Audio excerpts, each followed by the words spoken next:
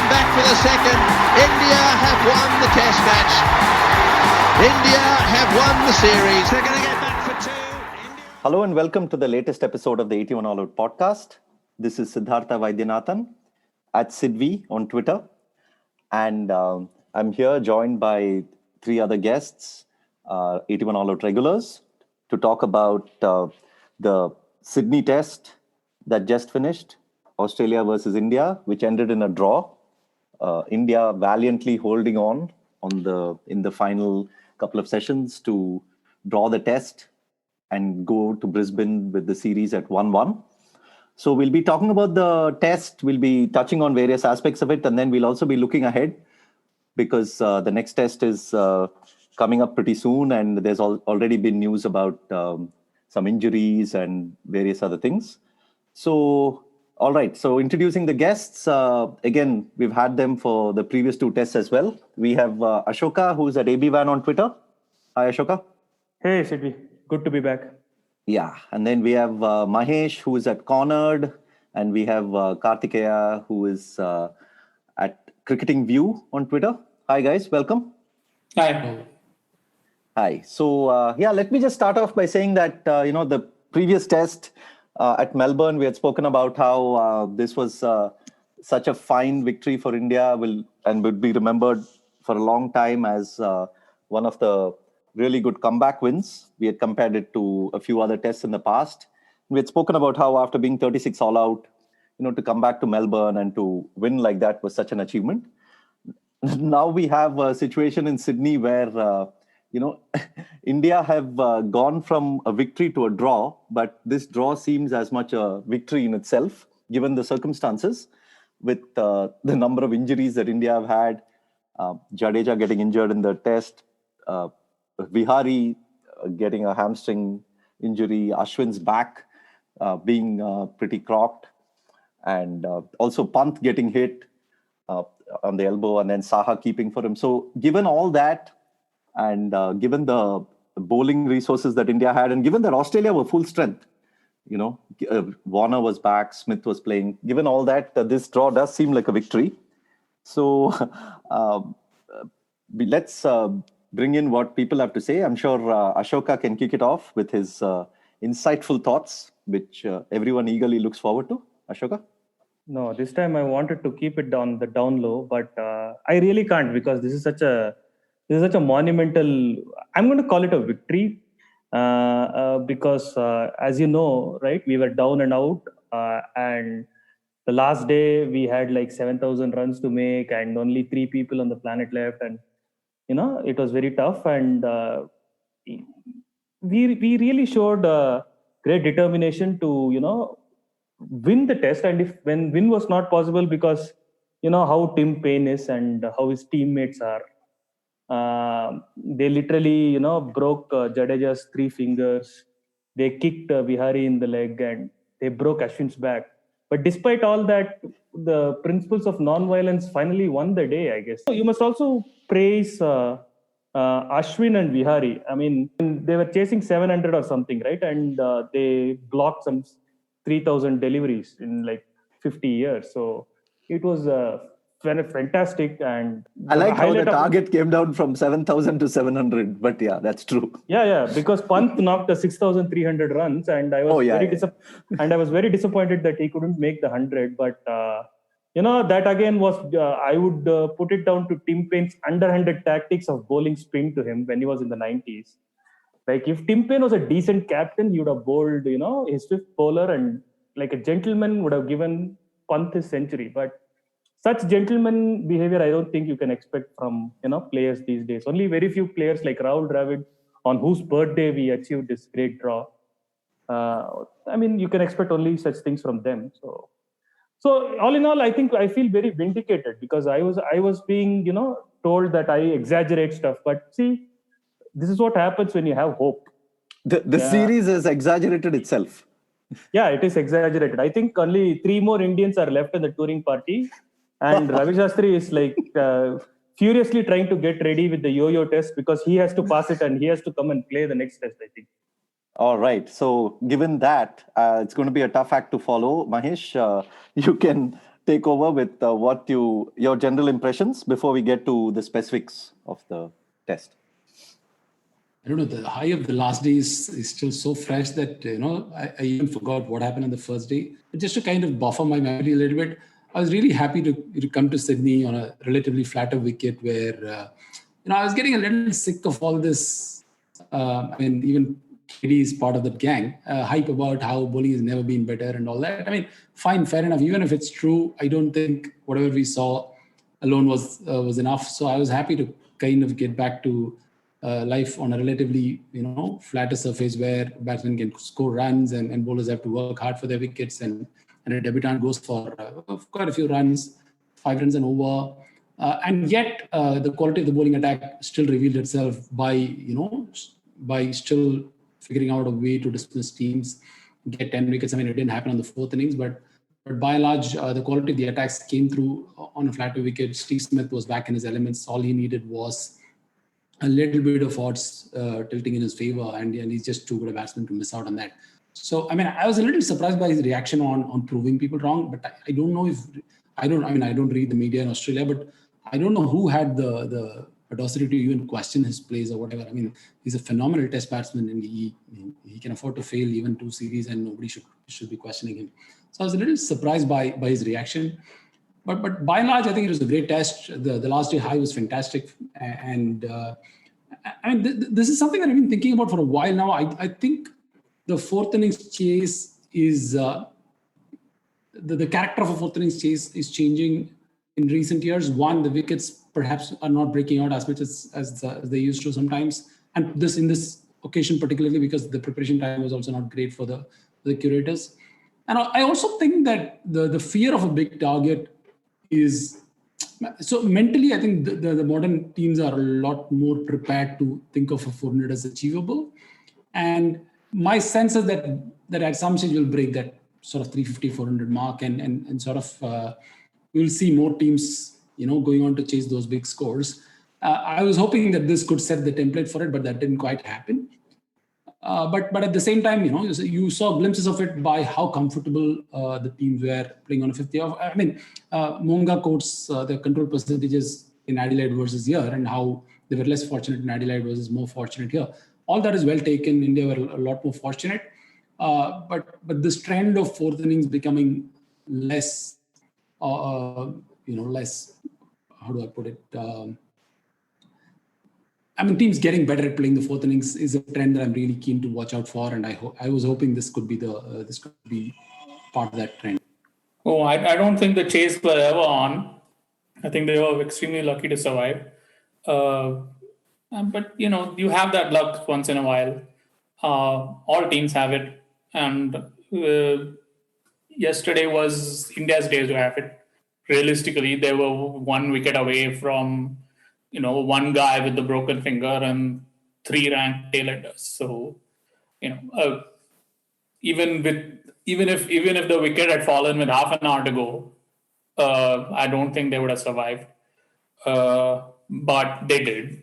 Good for them. But they're a very good team, and I think the bigger sort of arc of the test match was that Australia won the toss, which was very important. They batted first on a good pitch. They would have expected to make a big score, but India reeled them in. Then they bowled absolutely amazingly well, but India, survived mainly thanks to Cheteshwar Pujara and got to 244. Then again, India bowled well enough to keep them in check, keep the scoring down, and Australia were only 400 ahead with 4 sessions to go. And given how the wicket was playing, the wicket was easy, dying basically. Payne felt compelled to declare because I think he was worried that there wasn't going to be enough time. And in the end, he was proved right. But I think,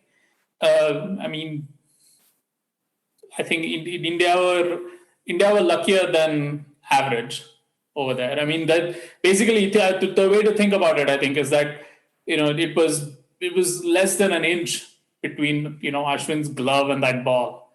which he was given out to when the score was 280 against Cummins' spell with the new ball. For someone who believes dropping catches doesn't matter, creating chances is what matters, how do you reconcile yourself to the fact that the margin between the glove and the handle was so small and that could have triggered a collapse? Why couldn't Cummins create another chance? Isn't that a reflection of the fact that they didn't create enough chances, apart from India beat luck? They did. They created 130 fall shots and they got only 5 wickets.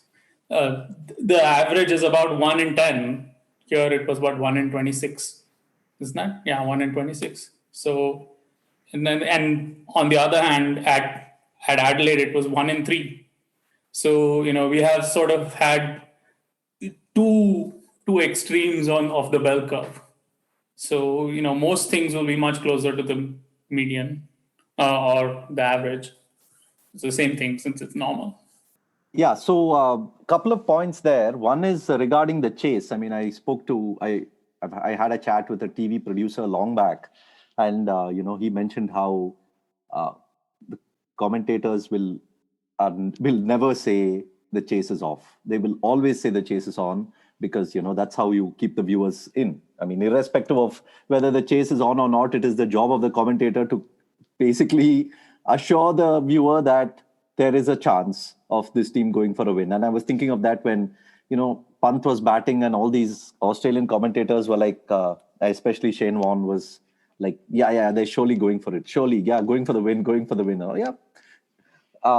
That's also part of their job. We know that they weren't going for it, no? We know that they weren't going for it because they said that at lunchtime, the instruction was just forget about the score, forget about getting out, forget about everything, just play one ball at a time. That's about it.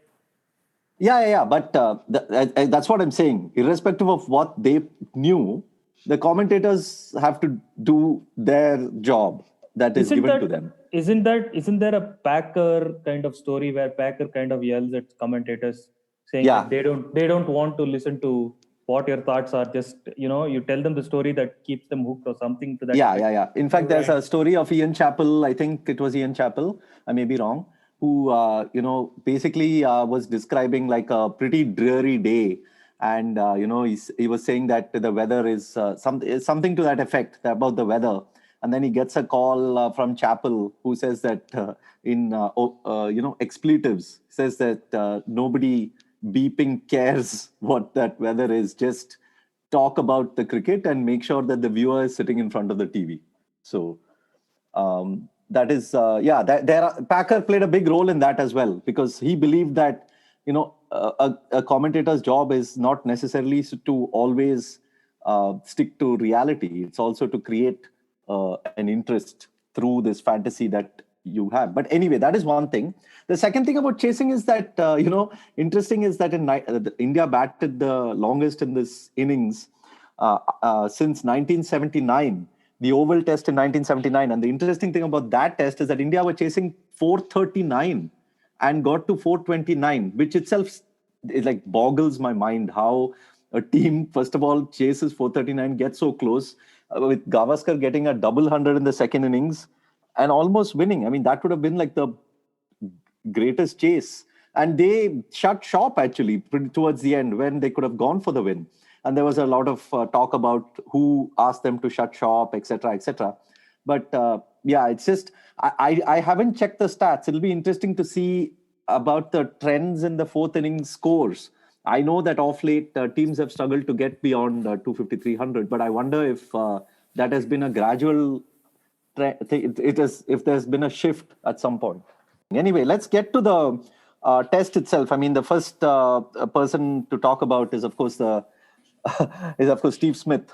And, he, after all the talk in the first two tests and you spoke about the reaction and things, it was a little weird for me too. I mean, it was a bit like somehow, for some reason, I remembered Dravid in Calcutta in 2001 when he made that gesture at the press box. But at least there, I think there was a genuine case for him because his form was pretty low. He was Shane Warne was getting him out.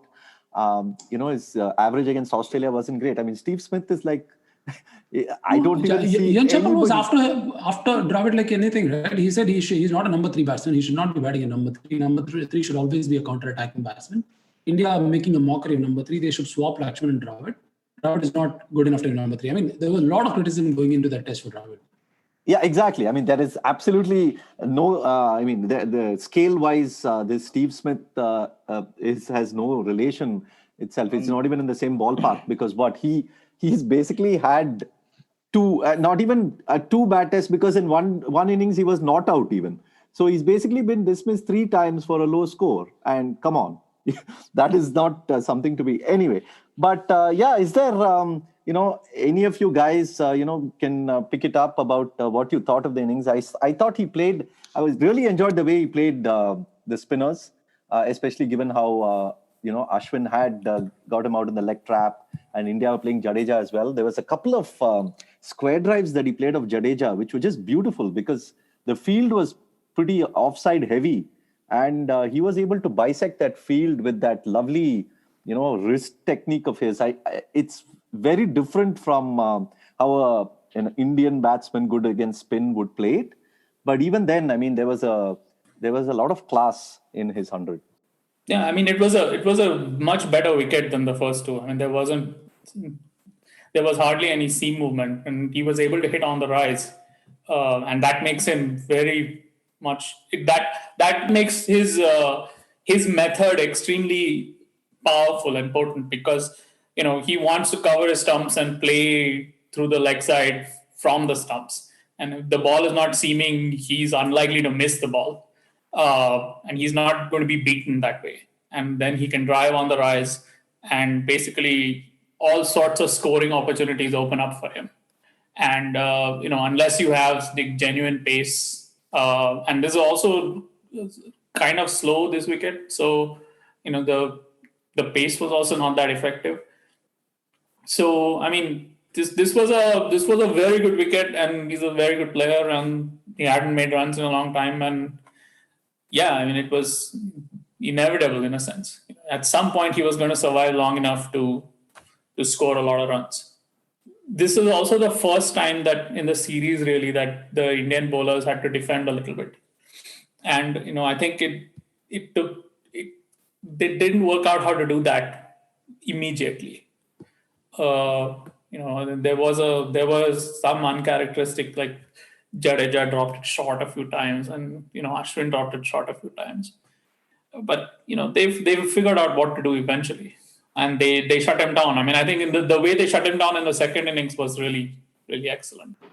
No, also, to kind of base this on the context of what's happened in the first 2 tests is a little unfair in the sense that it's not like the way Anderson was dictating terms to Kohli, for instance, in his first series in England. It's not like India had discovered a weakness and they were going after it. They basically had 2 very smart sort of setups for him. One was the Bumrah dismissal, and the other one was Ashwin getting him caught at short leg, where you identify a little bit of weakness, but it's one of those tactical strategic calls which will come right once in a while, but that's not a sustainable way of getting a great batsman out. So India were actually quite fortunate to identify those gaps and kind of find the reward almost instantaneously. The first innings dismissal, the one where he was caught at slip was a bit of a natural variation where, the ball bounced a little more than usual and went off quite fast from the surface, the Ashwin dismissal in Adelaide. So that is a fairly conventional dismissal. So if you consider India worked out Smith, it's only those 2 dismissals. And a batsman of that caliber is not going to be worked out so often. I mean, the only hope India had was that he was coming into this game with the pressure of those failures. And he had, to be honest, he did seem a little nervous at the beginning. But what India didn't have is the fact that one, like Katie mentioned, they took a while to figure out how to bowl defensive here. And they got a little carried away with the fact that they can attack the stumps and keep attacking the stumps without leaking runs. And on this wicket, you tend to leak runs. Plus, Ashwin bowled, first 5 overs, he bowled quite beautifully. But the moment you start leaking runs from the other end, it's really going to be very hard for you to create that pressure again. And then the moment that pressure is off, it's very hard for you to work out a batsman. I mean, you have to bowl well consistently and get his wicket. To work it out and be cute, I don't think it's going to happen again. Yeah, I mean, it wasn't by any stretch of imagination, it wasn't body line to get Smith out. I mean, there was a bit of planning there, I'm sure, in the first two tests and all that, but it was not like they had found some glaring weakness. So yeah, I wasn't surprised in the least. I think even we spoke about how Steve Smith is going to probably get like 300 or something at some point after all those innings. And I won't be surprised if he gets another big 100 and another 100 and a big one in Brisbane. So coming to that, first of all, we have to go to the second day because Australia were in a very good position at the end of day one, curtailed day one, but even then. But then the fight back on day two, I mean, with Jadeja and Bumrah, that Bumrah spell, I mean, Bumrah to get green and that little spell he bowled was fantastic. But, Jadeja on a day two pitch, Sydney flat pitch, he was getting wickets with Yorkers, man. I mean, it's just Jadeja can do anything. His thoroughness. I mean, just to contextualize on that, there was a quick quiz stats on that, right? Like Ashwin got 3 wickets less than what he should, or 2.5 wickets less than what he should have, and Jadeja ended up getting 3 wickets more than what he should have as per the data. So, I mean, it is not like he was unplayable. Not to take anything away from Jadeja, he's a phenomenal cricketer. But the 4-wicket haul was a bit of a luxurious representation of how he bowled. Oh, for sure. Yeah, Ashwin bowled really well as well. I can't take away from that. But I just really admire how both Jadeja and Ashwin don't really, can take wickets even when in the early parts of the test on pitches that are not necessarily spinning. I mean, of course, we have seen them on wickets that do turn in India, and they are quite unplayable. I mean, Jadeja on a wearing wicket is, as lethal as any bowler in the past, I would guess. Especially because he bowls that straighter one on a turning wicket, and then batsmen have no clue. I would say he's more lethal than even Ashwin. Who's the most lethal? I mean, they are like 1-2. I would just put Jadeja more lethal than Ashwin. On a turning wicket, but on a flat wicket like that, I was and the way he was varying his pace and length was really good. Ashwin, of course, no credit taken away, but yeah, that fight back was quite heartening to fight, because Australia could have easily gone away with a huge score and outbatted India right there. Yeah, Bumrah's spell with the second new ball was terrific, I thought. Yeah, but the little small elephant in the room is also, India basically made a defensive hedge in this test match and in the previous test match also by picking Pant ahead of Saha. So basically they've traded dismissals for runs. And, that's not that probably you can think of that. I think the best way to think of that is to say that it's out of concern for the quality of the Australian attack, that they felt that they had to shore up the defense. And I think also that Ravi Shastri, I think, especially given the way Pant was promoted in the 4th innings, I think that there's a theory in the Indian team that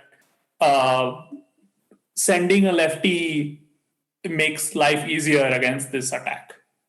But that, on the other hand, when India are in the field, that hurts, especially Ashwin and Jadeja. Because, Pujara against spin, Rishabh Pant against spin, his wicket-keeping numbers are like really average. Yeah, so let's talk about that. I mean, Pant did drop catches. And of course, it's a wicketkeeper. When a wicketkeeper drops a catch, it is all hell generally breaks loose, because people think that wicketkeeper should never, ever, ever drop a catch. He has gloves.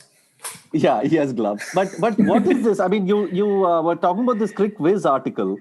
Can you just expand upon, how does one look at this? How does one judge a wicketkeeper? I mean, is there like some average number of misses that we can give a wicketkeeper in every match? Because obviously, it's like he's also a fielder, man. He also will make mistakes. And given the runs that he scores, I mean, can we counterbalance that in some way? Can we put a run value to that? Well, so think about it. The way I sort of start thinking about it is that, to trade runs for dismissals is like saying, okay, instead of going for a 250 plays 250 innings, we'll go for a 400 plays 400 innings.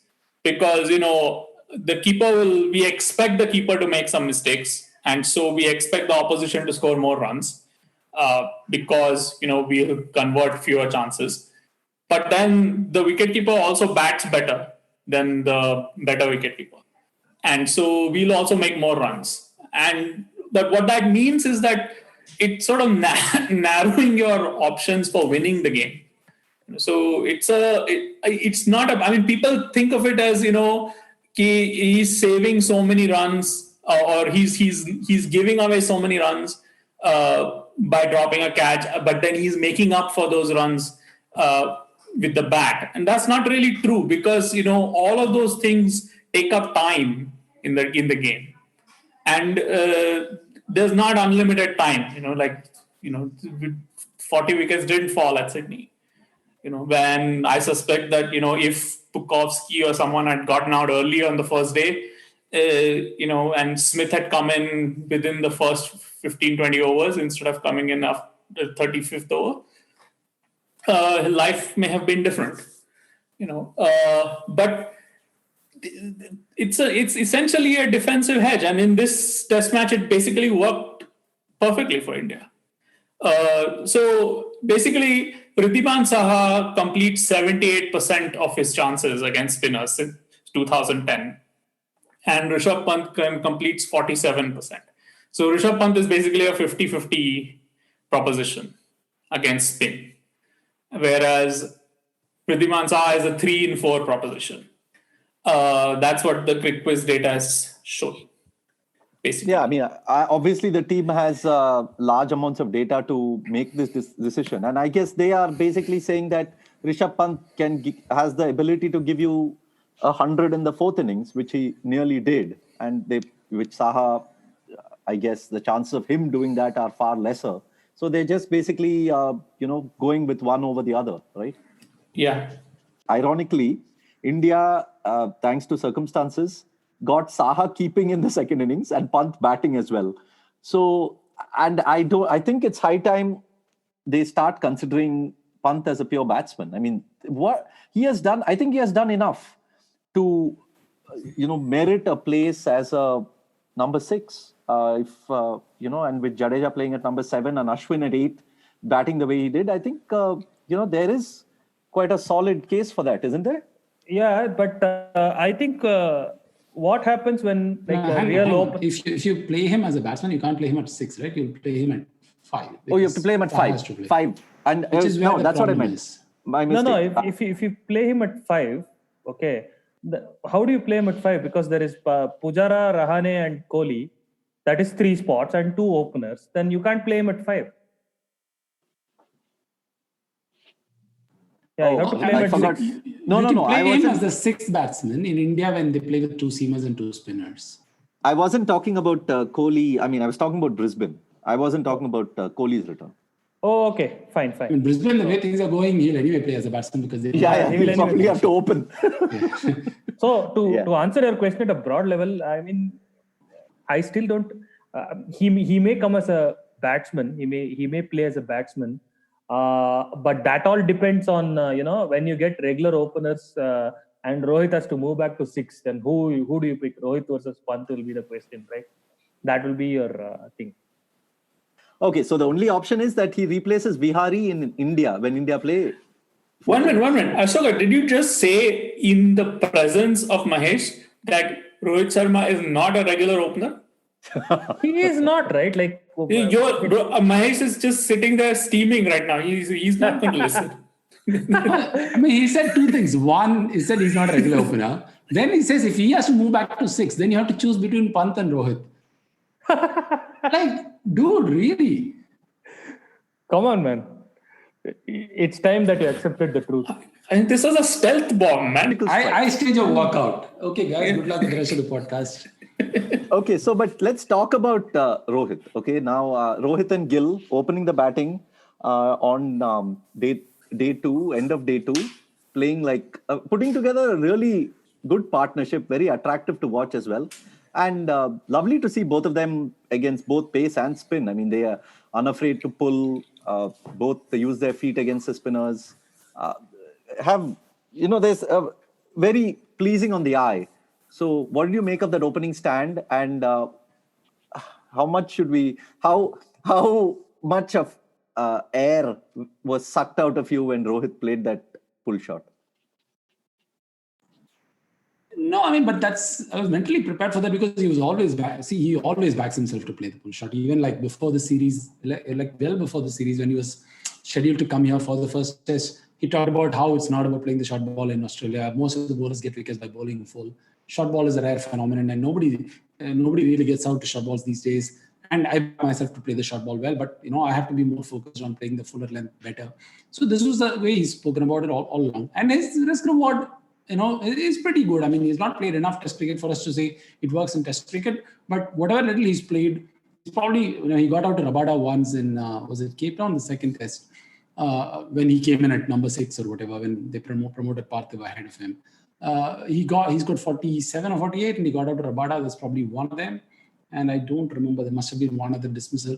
But, the way he was batting against South Africa at home, you can argue they were flatter wickets or whatever, but he was batting against serious pace. He was taking on Rabada, and he was able to, consistently get his pulls and hooks going. And it's a stroke that has yielded him a lot of rewards over the years.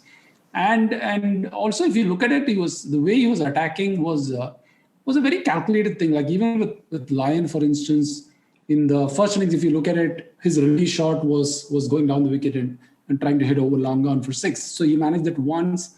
The second time he came down, there was that appeal for cottage shot leg where he got himself into a bit of trouble. I mean, while it was not out, but the fact that he was beaten in flight was so obvious.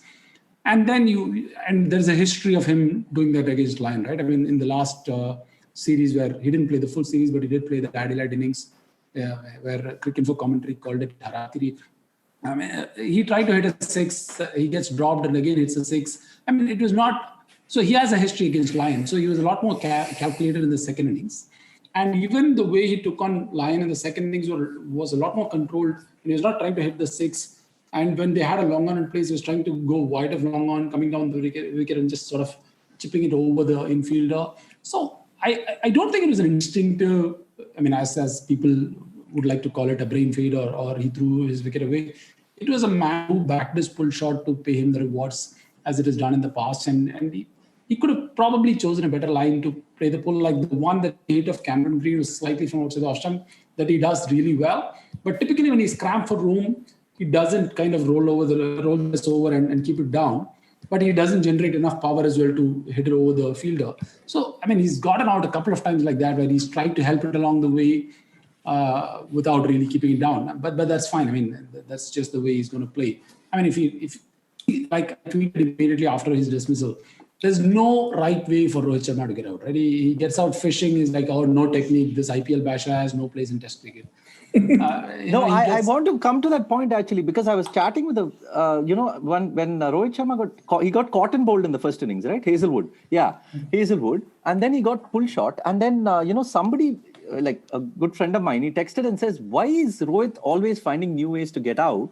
Which struck me as, and you as a Rohit Sharma close watcher can tell me, when is the last time Rohit got out to a Jaffa? Because Pujara is almost invariably getting out to Jaffas. Why doesn't Rohit get out to Jaffas? Because they'll not call it a Jaffa. Like, for instance, what I did was I reached out to one of the guys in Cricinfo. I got all the ball-by-ball commentary dismissals of both Pujara and Rohit till the last South Africa series. Just seeing the description of the dismissals, the inherent bias is so obvious. Rohit Sharma can never get out to a Jaffa. He can never get out to a Jaffa. He's always losing his mind, always being mentally weak, always throwing his wicket away, or like having no technique. So, like, if he fishes outside the off stump, he has no technique. He's an IPL basher. If he gets out caught and bowled, he's not a long format player. He can lose his concentration after scoring 30. If he plays a pull shot, he's reckless. There is no right way for Rohit Sharma to get out at the moment. Hey, Mahesh, one of two things are true. Either there is some international conspiracy against Rohit Sharma to make him look bad, or he's actually not playing very well in Test cricket. One of them is true. Dude, he averages 46 in Test cricket. Yeah, 88 at home, 20 away, man. What is this? I know. No, even if it's 88 at home, my question is this. Okay, my question is this. If a guy averages 88, why is he not picked for every home test? I don't get it. Okay, you say horses for courses. Why is he not picked for every home test? Why are you playing Rahane at home, who averages like half of what Rohit Sharma averages? People outrage when Rohit is picked over Rahane for South Africa. Well, I mean, I don't think it's outrage worthy, to be honest, but fine. Let's concede the fact that there might be some merit in it. Why wouldn't you outrage Rahane is picked over Rohit at home? Like, in fact, that's a bigger gap. So you have no problem with home away record. You're just using the home away record as a way to reinforce your judgments about not just Rohit Sharma kind of players, right? The one who look easy on the eye. Like even Lakshman, for instance, till he scored the 281, was seen as a flashy, good for the attractive 30 kind of a player. So you are waiting for a result to validate, to change. Like you need one big sort of result for you to change your opinion. And even subsequently, there was a lot of commentary about Lakshman like that. I mean, Marco has been accused of being casual about his wickets. So that kind of elegant, sort of, laid-back kind of characters have always had this. With Rohit Sharma, I think he's probably the first such cricketer post-social media. So that intensity is something else altogether. No, and I also think that it's down to also the pure technique of the batsman in particular, because I can remember Michael Vaughan, Rahul Dravid, Cheteshwar Pujara, I can probably list a few more. They somehow you felt they were always getting the better balls to get out.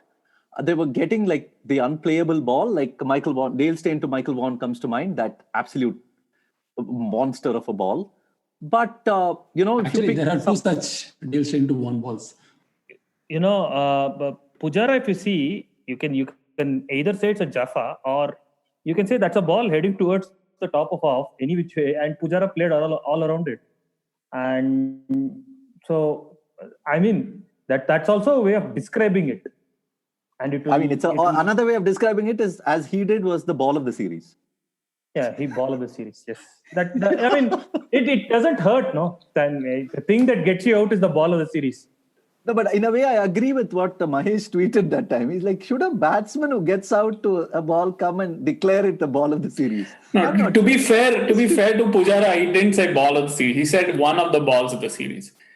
Even then, should a batsman who gets out? It was. I mean but the thing with Cummins is that he bowls one of those every 3 overs. But coming back to Rohit Sharma, basically there's a history to this. Which is that I think Mahesh is basically right about how the public or how the hacks, for want of a better word, see Rohit Sharma. But I think there's sort of a counter history to this where the Indian team, brains trust, or call it whatever you want, rates him very, very highly. And they rate him very, very highly for one simple reason, is that he plays fast bowling better than most people in India. He has no problem with pace. I mean, one of the reasons he doesn't get out to Jaffas is that he has a lot more time to play the ball than most other players. And this has been, I mean, his record against the new ball in one-day cricket is not sort of accidental. He is really, really good playing against fast bowling. And that's one of the reasons why they want him to play in the test team. Because, you remember back in the 90s when Tendulkar was captain, this has been a long quest of, people who run the Indian cricket team to find batsmen who can play fast bowling. And because Tendulkar famously made that observation that, in the Ranji Trophy, you can play an entire session and play 3 overs of fast bowling. Whereas you can play a test match and you can play a whole day and you won't get 3 overs of spin until, the last few overs of the day. And that's basically the difference. So when they see someone who can play fast bowling, they're never going to let that person go. They're always going to keep trying to find ways to, find place for that person. Yeah, and I guess Gill falls into that category. He's Gill and Shaw and all these people fall into that. And actually, Pant falls into that category. The ability to hit fast bowling for runs, the ability to score against fast bowling is underrated, I think, by hacks. And I think probably correctly, highly coveted by the Indian team management. And most team managements. Because, look around the world right now, everywhere you go, you're going to place a pretty decent fast bowling. So basically, Rohit Sharma is the kind of player who's going to play shots. I mean, I don't think he cares what the field is or anything like that. He's going to play shots, and most of the times when he gets out, he's going to get out to an attacking shot. That's unusual for an opener, but Sehwag was like that as well. One point we have to touch on, and I don't know if you were able to dig up some stats on it. I wasn't. Was runouts. Again, this is like very similar to keeper dropping catches. People, I saw somebody saying that getting run out in a test is a criminal act or something like that. But number one, that Vihari run out, I think was extraordinary fielding, man. I mean, that Hazelwood throw was just something else. And I don't think 98% or 99% of the fielders in the world are going to get that direct hit. So that I really can't blame Vihari. The other two, fair enough. I mean, those were definitely batsman mistakes. But again, is there like some average number that you found for this run out in tests? Maybe in recent times, are teams going more for the quick singles or to get the urgency going to rotate the strike? Or is it genuinely a bad thing to be run out? I mean, is 3 runouts in an innings terrible? I mean, it's a fluke. I mean, it's unusual. I mean, I don't think it's terrible, or I don't think it's...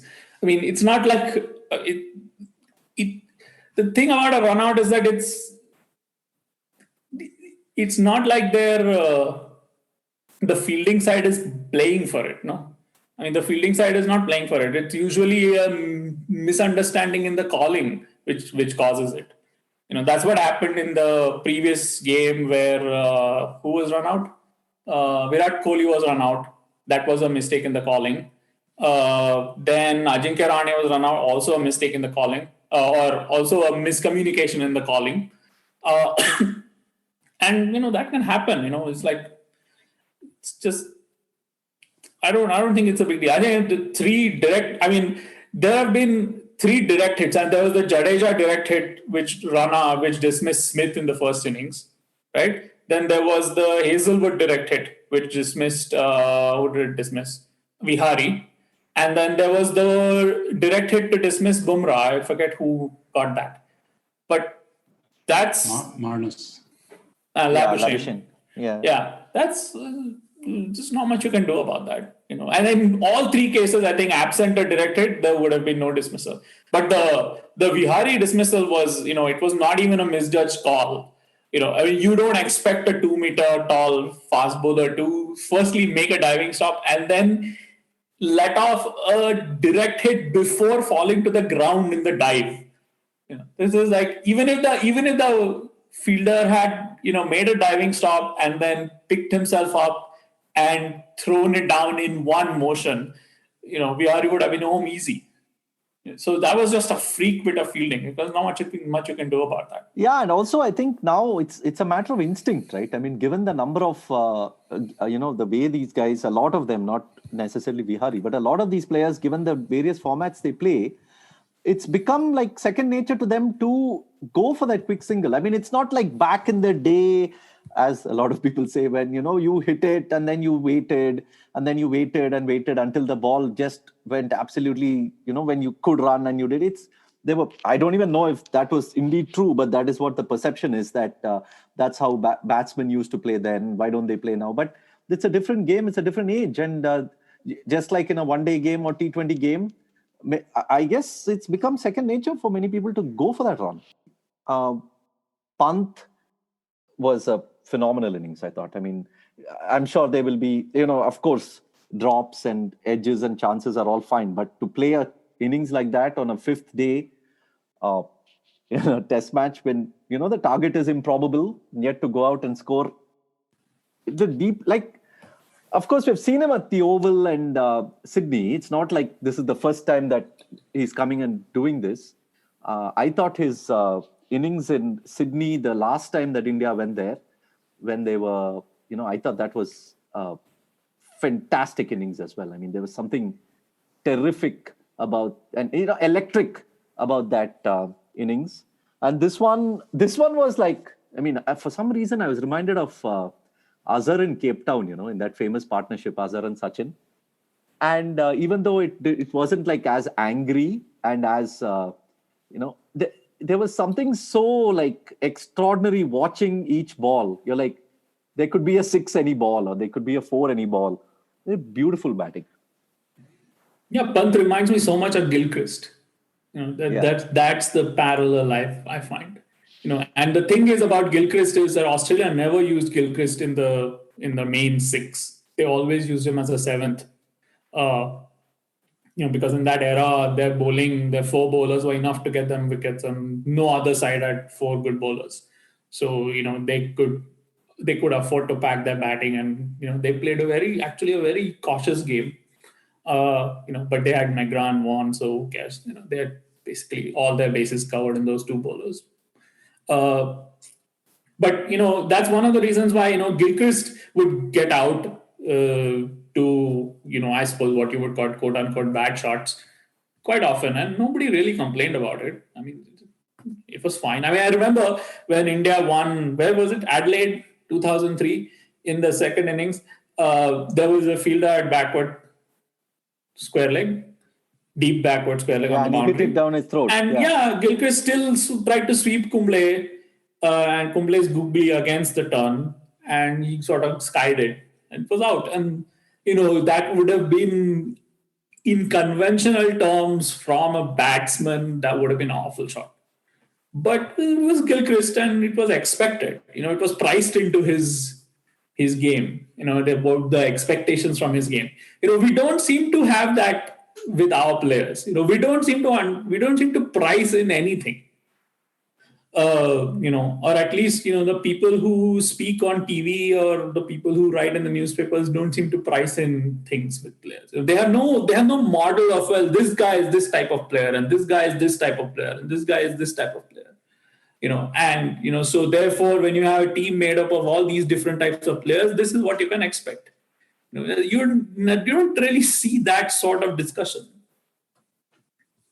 And most of the media is busy writing about results, right? If Pujara bats slow and they draw the test, it's like, oh, great. Pujara bats slow and they don't go on to win a test. Oh, he's so horrible. It's the same thing, right? Like Pant scores 93 and there were so many chances, right? I mean, in fact, Katie pointed out about even the Gill-Shaw swap. Whatever Shaw was exposed for, Gill was also exposed for pretty much the same sort of weaknesses, except that he didn't get out. So, I mean, if you keep writing for results, and in many ways, that's what you can argue that's what the people want, but I don't think it's just that, right? I mean, pretty much the greatest products, content everywhere in the world are not driven by what people want. It's really what you're capable of giving, and then people find a way to embrace it. So I just don't think there's enough drive for anyone to study that as a model, right? Like his point about, if you pick a Rohit Sharma and a Pujara, this is what you're going to get from Rohit, and this is what you're likely to get from Pujara. So that any sort of deviation from the median should not surprise you at all. Like a deviation from here or there. I mean, it will surprise if Pujara scores a 50-ball 100 and Rohit Sharma plays 400 balls for whatever, 70 runs or whatever. But anything else shouldn't surprise you at all.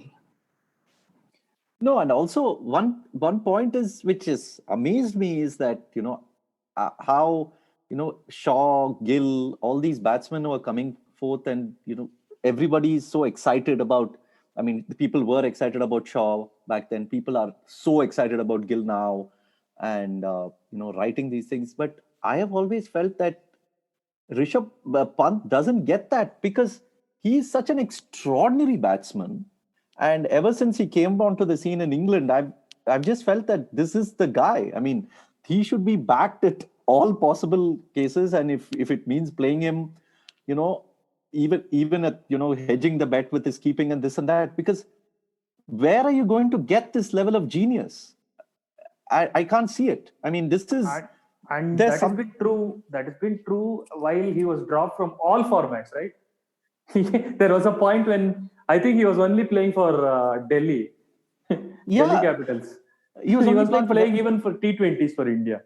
And that is such a bad thing because, I want to be a little more inclusive and say even, Shah, I felt Prithvi Shaw, Shubman Gill, Rishabh Pant, and to an extent, though he's not that young, I would even say KL Rahul.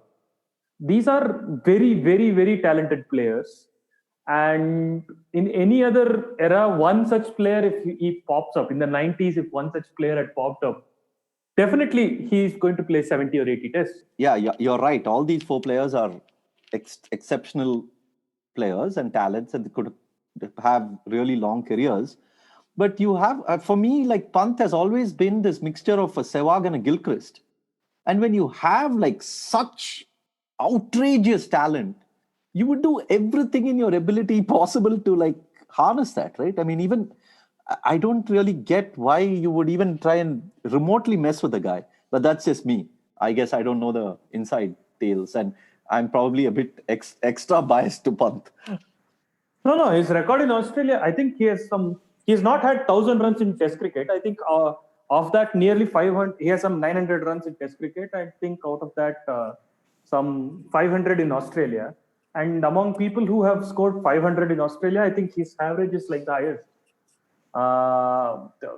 And that includes, great players like, our favorite Ganguly, Azhar, Vengsarkar, and all that. And, and he's played the same bowling both times. Like he's played really good bowling on both tours. Of course. In Pant's case, it's one, he gets slaughtered as a wicketkeeper. And for some reason, they don't consider him as a specialist batsman, which is very, very problematic. And two, because the Indian team management is got a very poor understanding of T20 cricket, or at least was. So Shastri, for instance, once made a comment saying he should know how to put a price on his wicket. And this is after one of the innings where he got out slogging in a T20. Now, I think that comment actually put him behind the queue in limited overs format, which is quite bizarre. Because I think he understands T20 cricket better than the perception that you have to put a price on your wicket. That held him back a little bit. But in Test cricket, I think it's primarily the prism of seeing him as a wicketkeeper. And also, you have plenty of batting depth. I mean, Vihari comes with, nearly 60 first-class average, and he's not got a decent chance. So it's always tempting to see him purely as a wicketkeeper bat and not as a pure bat. And I would love to see him, but I can't see that happening. Yeah, I was actually briefly wondering whether they will whether they will consider opening with him, because I've always thought that he could give that Sehwag impetus right on top. But now the opening building is so full that I don't think that Pant is even going to come into consideration. Gill is supposed to be a generational talent. Shaw is supposed to be a generational talent. Rohit Sharma has made double hundreds opening the batting. Mayank Agarwal made double hundreds opening the batting. Yeah, but Mayank Agarwal is now out of favor now, slightly. Apparently, technique is not good enough. KL Rahul has made hundreds in 4 different continents opening the batting. Yes, 5. So that's 5 options. Upar se now, there's going to be a 6th. It's like... No, that's what I'm saying. Now that option is gone. I was wondering this on the previous tour to Australia and all that, but now forget it. So the other thing about keeping, especially the comparisons with Saha, is, of course, you see Saha is an extraordinary keeper. He's not going to be as good as Saha. But if you look at the way Dhoni's career evolved, and even someone like BJ Watling, for instance, they went on to become much better keepers as their career progressed. So I think that should not be dismissed or discounted when you talk of Pant. He's still at a fairly early stage. Let's say you don't have Saha as an alternative, and the other one is not 76%, it's probably 65% or 60%. I think that's a place where Pant can get to with experience. So yeah, I wouldn't really rule him out as a long-term keeper batsman prospect, even if Saha continues to be there. Which brings me to the final act. Ashwin and Vihari, both injured, getting through that 256 balls or so that they did.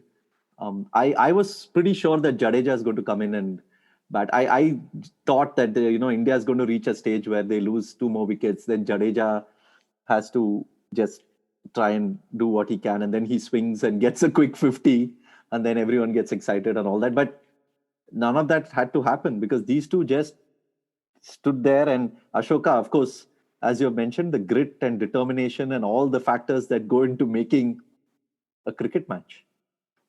Of course. I mean, I still have a foundational question about this whole thing, right? Which is that both of them are batting, right? And neither of them is getting out. So what other option have they got other than to keep batting? It's like the survival is a consequence of not getting out, right? It's not like they set out to bat for whatever 50 overs or whatever it was. They set out to not get out, and they did get out. That's basically what happened. And they didn't get out partly because, they're good players, partly because they had a lot of luck, partly because our friend Tim Payne, who I think we might come to later on, dropped a catch.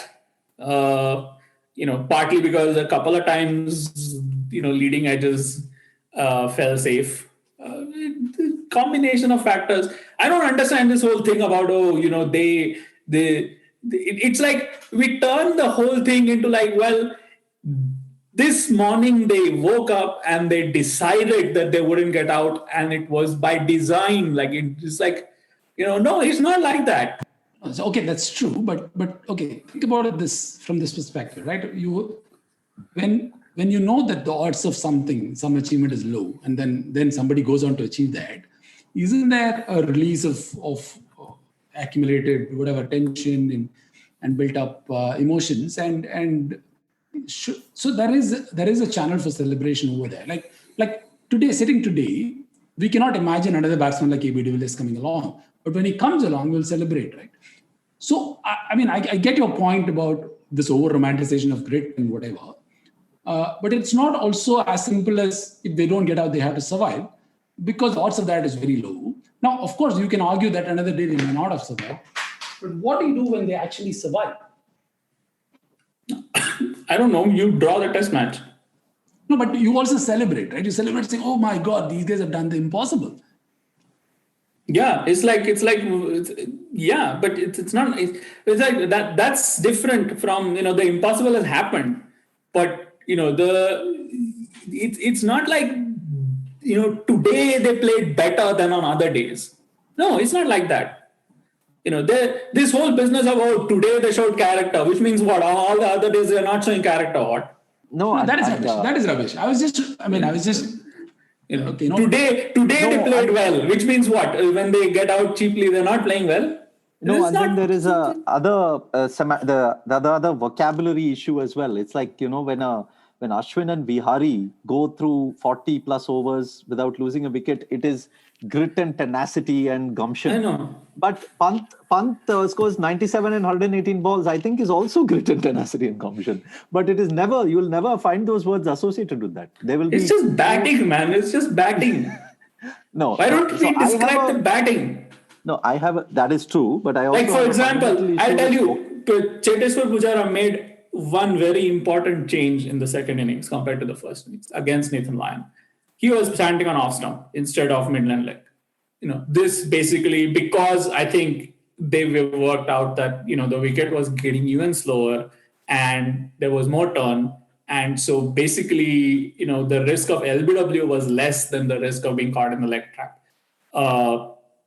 So basically, the plan was to try and cover the stumps and play straighter and get outside the line of off stump, so that you have you basically get rid of one edge of the bat. That was and I've seen other batsmen do that. I've seen Hashim Amla do that in India against Harbhajan Singh, for instance. But it always fascinates me that these batsmen can sort of move around in the crease and,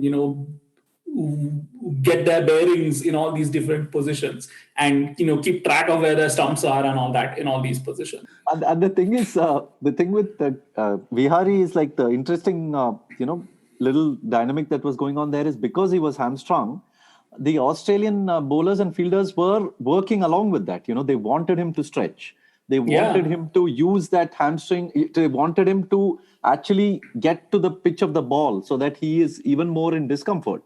But but he countered that by playing this remarkably late strokes that he was almost like there were times in which I thought, oh, okay, he's missed the ball, but then the ball would then squirt somewhere close by, and that was, I think, something. And I think there was a stat mentioned that he had not batted this long in the fourth innings of even a first-class match.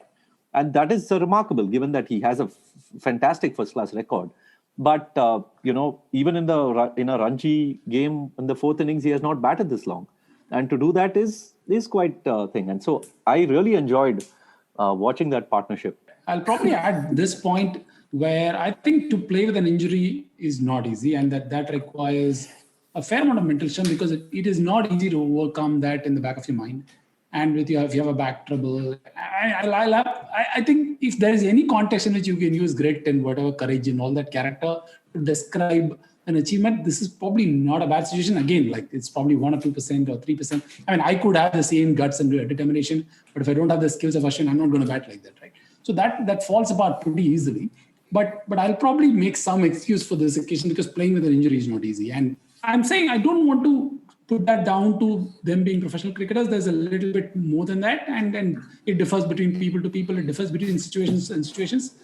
Okay, I'm not making a big case for it. I'm totally with KD on this, except that if there is any excuse to use those words in a context of a match, two guys playing kind of semi-injured and batting out a fairly long session is not a bad occasion to use. But again, you have to use it that's true. And it's also experience, right? Like it's also viewer experience, and there are ways in which you experience it. Like suppose you didn't know Ashwin was injured and you watched the innings, and suppose you knew he was injured and watched the innings, you experience the innings in a different way, whether you like it or not. I mean, and that also, I think, 136, exactly. You experience Sachin's 136 in a different way than you would Sachin's 126.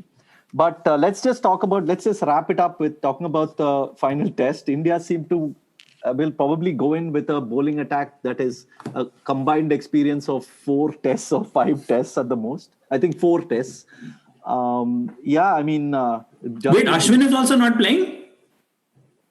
No. This is what I'm saying.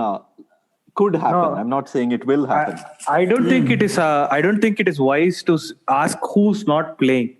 The best question to ask and the shortest answer you'll get is who's playing. I think right now we have like one bowler who's fit, which is 2 bowlers, Siraj and Saini. Rest all, I don't know. Natarajan, they're saying that he left for India. They are either left with Kuldeep Yadav or Washington Sundar. I even heard the name Washington Sundar. I didn't even know he was there. I don't even know. I think they are just taking a head count now and saying, okay, do we have 11? What happened to Thakur? Is he still there? Yeah, Thakur is there, but I hope he doesn't get injured, because he has important role in CSK in like 2 months. In another 2 months. That's like 2 months from now. Dude, real cricket. Dude, I think, real cricket. That's like a whole different season. This is all shits and giggles. You can win in Australia. 3 people will be happy. Okay, we can say, greatest test team, and then nobody cares. The entire country wants to know, CSK ke liye Shardul Thakur will be there or not. That's all the entire country wants. No, and the best part or worst part, whatever you call it, is that India are now going to the Gabba, where Australia basically haven't lost since 1988. And they basically win there for fun most of the time. They're going to play their full strength team against this Indian side. So I don't know whether I'm looking forward to it or whether I am dreading the thought of this test. Last time when we did the podcast, last 2 times I said, Shami is injured. Hope Siraj, keeps up the line and length. Then I said, Umesh is injured. Hope Saini and Siraj keep up the line and length. Now I have given up. That's it. Bumrah is injured. Then I think, let's hope Australia scores anywhere less than 400 or 500. And then, as you said, we will give the bat to Pujara and say, we are taking the flight home. Come back after 4 days. Yeah, I think BCCI should arm twist CA into allowing last man batting, so that Pujara can just continue batting forever. So I think in 1985 it was when Richard Hadley went and took 15 wickets in Brisbane and beat Australia. So I think Siraj, Saini, anyone, put up your hand. 15 wickets is yours for the taking. So that's all we can say. Let's end it here. We have spoken a lot about many things, but we will get back for the series review after the Brisbane test. Thanks so much for joining, guys, Kartikeya, Ashoka and Mahesh. And you can go to 81allout.com You can check out our previous podcasts. You can check out articles. You can, there are a lot of interesting chats we have done with writers. So a lot of archives there. And enjoy the Brisbane test. And see you later. Bye. He'll come back for the second. India have won the test match. India have won the series. They're going to get back for two. India home. Lords goes wide.